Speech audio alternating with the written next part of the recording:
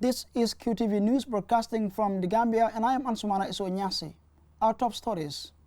Supreme Court hears Yakumba Jaite's case. Human Trafficking Forum addressing the challenges held. A former PPP militant testifies at TRRC. Those are our top stories, and now the news in detail.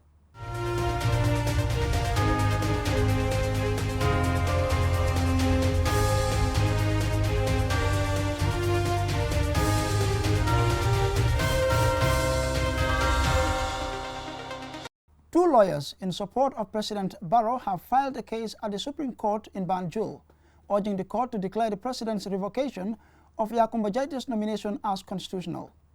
Aliou Cisse was following the hearing, and he now reports. 3 days after the SAC nominated member Yakumba Jaite filed a lawsuit at the Supreme Court against the decision of the President Osaka as a nominated member, today two lawyers in the names of Lamin Boj and Ibrahim Jallo have also filed a case here at the Supreme Court trying to defend the decision of the President for sacking Yakumba Jaite. Lamin Boj and Ibrahim Jallo, the two plaintiffs who are also lawyers, among other things, are seeking that the Supreme Court declares that President Barrow has the powers to sack nominated member Yakumba Jaite. In addition, Mboj and Jallo also want the Supreme Court, chaired by Chief Justice Hassan B. Jallo, to declare the purported resolution signed by MPs against the president's move as illegal, fraudulent, unconstitutional, and therefore impermissible and contrary to public policy. Over 30 MPs, including the SAC MP Yakumba Jaite, Majority Leader Keba K. Barrow, Minority Leader Samba Jallo, Honorable Sidia Jata, and Deputy Speaker Modu L.K. Sane are among those sued by the plaintiffs. Also named as defendant is the Attorney General. Lawyers Bori S. Ture and Aziz Bensouda appeared for the MPs, while Solicitor General Cherno Marina appeared for the Attorney General. In presenting their case, the plaintiffs said they are seeking that the court interpret and enforce the 1997 Constitution. The issues before the court, according to the plaintiffs, were emanating from the interpretation of the 1997 Constitution, which they want the court to enforce. The reliefs before the court, Lamin Boj argues, were sufficient for the court to determine the legality of the actions of the MPs. On the powers and privileges accorded to MPs under the National Assembly Act, the plaintiff's Lamin Boj says the Constitution overrides any act as the supreme law of the Gambia. He maintained that the same powers the president has to nominate is the same powers he has to revoke the nomination. Defense counsel Aziz Bensouda earlier argued that the National Assembly Act and the Constitution both provide immunity to MPs against any form of prosecution in the course of their work. Entertaining the case, according to him, shall violate Section 113 and 114 of the Constitution and set a dangerous precedent. He urged the court to dismiss the case with a substantial cause against the plaintiffs. He says the issues raised by the plaintiffs do not concern the MPs. In objecting to Lawyer Bensouda's application for the court to dismiss the case, Mboj said the Supreme Court has the money to hear the matter. He urged the court to overrule the application, saying it lacks merit. Appearing for the Attorney General, Solicitor General Cherno Marina says they were served on Tuesday and was yet to advise themselves on the matter. Yakumba Jaite was sacked over 2 weeks ago by President Barrow and replaced by Fode Gassama. The president is yet to publicly give reasons for his actions. The matter was then adjourned to tomorrow, Thursday, 14 March 2019 at 10 a.m. for ruling. Reporting for QTV News from the Supreme Court in Banjul, I am Aliou Cisse. As the TRRC proceedings continue, a second woman has testified. Georgiana Cosotelo, a former PPP militant and councillor at Banjul City Council, explains her ordeal after her alleged arrest by soldiers on the 12th of October 1995. Babukar Cisse reports. Narrating her story, Georgiana Cosotelo explains how she was arrested 3 months after the 1994 military coup while she was on her way to purchase an air ticket. Can you remember the 12th day of October 1995? Yes. On the 12th day of October, which was on a Thursday, I was going to Kairaba Avenue to an airline agent, Afrique Airline, to purchase a ticket to go to Freetown. So on my way going, I didn't know the place, so I had to calm down, walking towards Kairaba. Then I saw a gentleman by the name of Seni Mane. He breaks me and say, "Hello, how are you?" I say, "I'm fine." He knows me because he has been seeing me. I said, "I'm fine." He said, "Are you here for the demonstration?" I said, "Demonstration? Which kind of demonstration?" He didn't say nothing. And then I just see a cab brake in front of me, and they asked me to enter the transport. I said, "Why should I enter this transport?" So they had to push me. I went into the car. Then I had to go. They had to take me to Kairaba police station.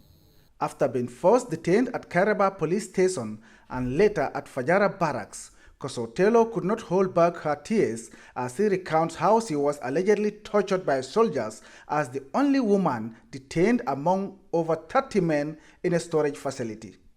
They asked the men to lie down on the floor. They asked them to lie down. So all of them had to lie down.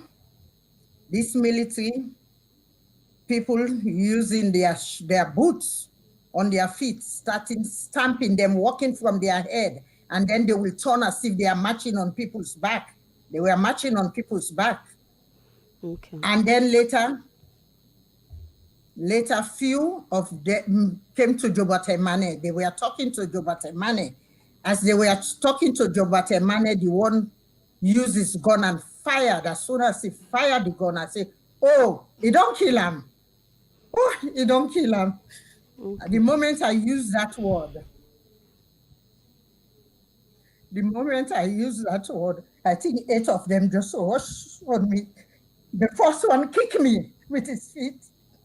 Then I had to fall down. After he kicked me, there was blood all over the place. Okay. Can you tell us what he used to kick you? With his shoes? With his military boots. Is that Yes, correct? with his military. Yes. Were you in a lot of pain? Yes, I was in a lot of pain. And how long did the bleeding last? The whole day till the next day. Okay. And all this time, whilst you were wounded on your body with wounds and whilst you were bleeding, you were still in the same dirty clothes that you had on when you came? Yes. After a few days at Fajara barracks, she claimed she was moved to Banjul Police Headquarters, where she met 2 other detainees, namely Mama Jawara and Adama Sise. She said she was taken to a court on several occasions, but the trial was always adjourned. After spending many months in prison, she said she was released. Fearing for her life, she fled to Senegal and then to Sierra Leone. During the civil war in Sierra Leone, she became a refugee in Senegal before finally settling in the United States of America. Babukar Sise, QTV News. The Network of Girls Against Human Trafficking, in collaboration with the Office of the Lord Mayor of Kanifing Municipal Council, on Wednesday organized a day sensitization forum for stakeholders on the theme Human Trafficking, the Gambia Story, which aims to enlighten the public on the challenges, repercussions, and gruesome experience victims face in their host countries. Ajibintu Dame reports. Human trafficking was at its peak in the 1990s, which involved sexual exploitation and forced labor among hosts of others. This is a global concern affecting every country. Victims feel dejected and narrate their gruesome experience. They plead for help and audience from the government and advise youth, parents, and government to help combat human trafficking. Ramotulai Jawara Sise, Executive Director, NATIP, says government should help combat human trafficking and seek solutions for the issues. She highlights the challenges the organization faces and also identifies ways human traffickers deceive people to win their trust. She concludes by stating the strategies put in place to reduce the occurrence of human trafficking. Human trafficking comes in quite a few forms, i.e. domestic servitude. We have child sex tourism. There's removal of human organs. There's operations backway, i.e. smuggling of migrants. There is also sexual slavery, where victims are out there on sex work. And there are quite a few of victims or alleged victims coming from the sub-region into the Gambia to work as sex workers. Well, basically, human traffickers are always a step ahead of organizations. So what we tend to do is to try and work fast to meet their standards. Basically, what they tend to do is they deceive, like I said in the past, and they intimidate, and then they win the trust of the victim. So these are the tactics they use to try and lure the victim into trafficking. Better opportunities, a false promise, a promise that never materializes at the end of the day. Fatou Jain, co-founder of Network for Girls Against Human Trafficking and a victim, shares her shocking experience. She was adopted and knew her mother after 22 years. Fatou claims she was traded and deceived by her cousin, adding she wanted to travel to help her siblings to get education and live a better life. She urges government to aid and challenges youth, especially girls, to be cautious when seeking help, especially travel dealings. Fatou further narrates the harassments she encountered. Almost 12 hours or so see you on because it was a transit. Then you watch a fee, them fee. Buñ agé ba Kuwait, they seize our documents. You jël everything what we have it. Yeah, just ñu jël ko ci airport ba paré tek ñu bénn place bo xamné how many hundreds of people benn néeg boo xam ne is a very short néeg bu ndaw daal ñu njóor ñu fa pare ñu taxaw di ñu pousse di ñu bombax di ñu yuuxu nangu suñ documents yëpp we are not having any documents with us dangaa toog rek gis ko ñëw oote names yóbbu xamuloo fooy dem ba noonu lañ toogee am ko ñu ñëw ma man ma ñëw dem mu yóbbu ma fu ma yóbbu daal mut na like ñu wër Gambia ñaari yoon but xaw ma fu maa dem but I was just going when I reached there they take us straight to the office, change our clothes, ñu dugal ñu uniform boo xam ne poplin la soo ko dafa dangaa tax ni ngay gis sa boppa si benn muy ngay gis sa boppa daal sa yaram bi. Laws are put in place to enhance effective ways to combat this inhumane act, but it's difficult to enforce them because of language barrier and the culture of silence by the victims for fear of repercussions. Also, resources and finance can be a great deal in combating human trafficking. Ajibintu Drame, QTV News. The Ministry of Trade, Industry, Regional Integration and Employment on Wednesday organized a day-long consultation with parliamentarians at the Atlantic Hotel in Banjul. The convergence was organized to brief National Assembly members on the African Continental Free Trade Area. Janaba Sonko has the rest of the story. In his launch statement, the Minister of Trade, Industry, Regional Integration and Employment said the objective of the day-long sensitization workshop is to update Parliament on the state of Gambia's negotiation on the African Continental Free Trade Area.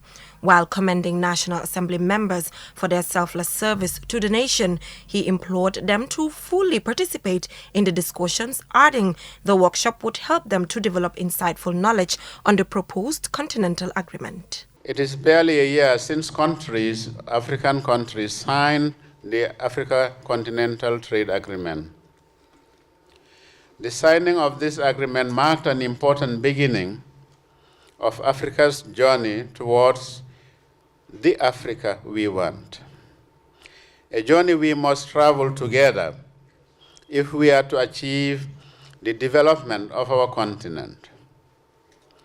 The wave of globalization and colonial history poses phenomenal challenges to our individual nation states, but we believe that our collective effort through regional integration would not only make it possible to surmount these challenges, but also to leverage opportunities for the development of our region. Speaking earlier, the Vice Chairperson of the National Assembly Select Committee on Trade, Honorable Billy Tunkara, said the workshop is timely as the Continental Trade Agreement is expected to form an integral part of efforts to respond to global market challenges. It's envisaged that this agreement may offer Gambia an enlarged market over 1.2 billion consumers. And therefore, investors in the Gambia could equally enjoy economies of scale in their operations. This means that the country's population is no more longer limited to its 2 million people, but that of the other continent. For his part, Lamin Damfa of the Ministry of Trade, who serves as head of Gambia's negotiating team, said African heads of states are showing strong commitment towards the implementation of the African Continental Free Trade Agreement. In fact, there's a lot of pessimism that this is not going to work because African initiatives never worked. But our head of states, for the first time, they are showing strong commitment to ensure that this initiative works for Africa. And this is why it's on a fast-track approach.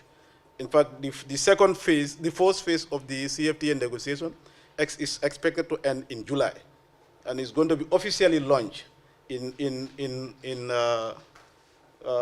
Niger in July by the head of state. Other speakers included the Deputy Clerk of the National Assembly, Daniel Kadus, and other National Assembly members. Reporting for QTV News, I am Jaina Basongo. Meanwhile, Petrogas Gambia Limited on Wednesday inaugurated the newly refurbished Petrogas ward at the Edward Francis Small Teaching Hospital in Banjul as part of their corporate social responsibility to complement government's efforts in empowering the health sector. Omar P. Jallo has more. For her part, the Minister of Health and Social Welfare, Dr. Aissatou Toure, said the handing over of the newly refurbished Petrogas ward is an important milestone in her ministry's effort in making health service accessible and affordable. This is an important milestone in our collective efforts as a ministry to not only make health services accessible and affordable, but also very conducive for both healthcare providers and patients. The formal handing over of the newly refurbished ward that we are witnessing today could not have come at a better time. This fantastic edifice was solely financed by the Petrogas company at the tune of $2 million under the benevolent leadership of its managing director, Mr. Lanconte, who also happens to be one of the most reliable partners of the Edward Francis Small Teaching Hospital. Thank you, Mr. Conte. This spectacular refurbishment is in line with the Ministry of Health's plans to upgrade and modernize all public health infrastructure, including the Edward Francis Small Teaching Hospital. As also envisaged by the Chief Medical Director, Dr. Ahmadou Lamin Samate, has been working tirelessly to transform the nation's primary referral hospital into a modern teaching hospital that is first in its kind in the sub-region. In his handing over statement, the Managing Director Petrogas Gambia Limited, Lanconte, said today's ceremony underscored his company's unwavering commitment to remaining allegiant to their corporate social responsibility as corporate citizens operating in the country. Inasmuch as diverse range of factors play significant roles in the treatment of patients and good healthcare delivery, we, Petrogas, as partners, are determined to continue to play our part by contributing meaningfully to the maintenance of our Petrogas ward to a first-rate standard so that both patients and healthcare givers operate within a very conducive environment. We are aware that we cannot take away the pain of patients.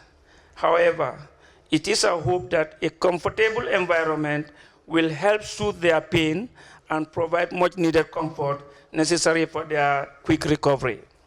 Delivering the welcoming remarks, the Chief Medical Director of Edward Francis Small Teaching Hospital, Dr. Ahmed Lamin Samate, gave an overview of the hospital and thanked the management of Petrogas and the Ministry of Health for the partnership. The Edward Francis Small Teaching Hospital is one of the most important institutions in this country. It then puzzles me, and I'm sure puzzles you as well, why this hospital still looks like this. Unfortunately, the former government neglected this hospital until it reached a very low level. The situation has started to change, though very, very slowly. The management of the hospital has been working very hard to improve the situation and improve on the scope and quality of services delivered to our patients. We have recently gotten, amongst others, specialists in pediatric surgery, in pediatric neurology, in occupational therapy, in speech therapy, etc. We have 2 maxillofacial surgeons, just to name a few. This has made a big difference in the past 2 months with regards to patient care in this country, and our referral rates have already started going down. We are in the process of getting more specialists to cater for the other diseases seen in our people. Discussions are ongoing for the establishment of a kidney transplantation center in this hospital. The event was graced by the First Lady, Madam Fatou Barrow, the Minister of Information and Communication, Mr. Ibrahim Asila, The government spokesperson, Mr. Ibrahim Sankare, permanent secretaries, members of the board of directors of the hospitals, doctors and nurses of the hospitals, and a cross-section of the society. Reporting for QTV News, I am Omar Pijal. Before we end this bulletin, a recap of our main stories. 2 lawyers in support of President Barrow have filed a case at the Supreme Court in Banjul, urging the court to declare the president's revocation of Yakumba Jaita's nomination as constitutional. As the TRRC proceedings continue, a second woman has testified. Georgiana Kosotelo, a former PPP militant and councillor at Banjul City Council, explains her ordeal after her alleged arrest by soldiers on the 12th of October 1995. And the Network of Girls Against Human Trafficking, in collaboration with the Office of the Lord Mayor of Kalifi Municipal Council, on Wednesday organized a desensitization forum for stakeholders on the theme Human Trafficking, the Gambia Story, which aims to enlighten the public on the challenges, repercussions, and gruesome experience victims face in their host countries. And that's it for this edition of the news. Stay tuned and enjoy the rest of our programs. Until then, thank you for watching.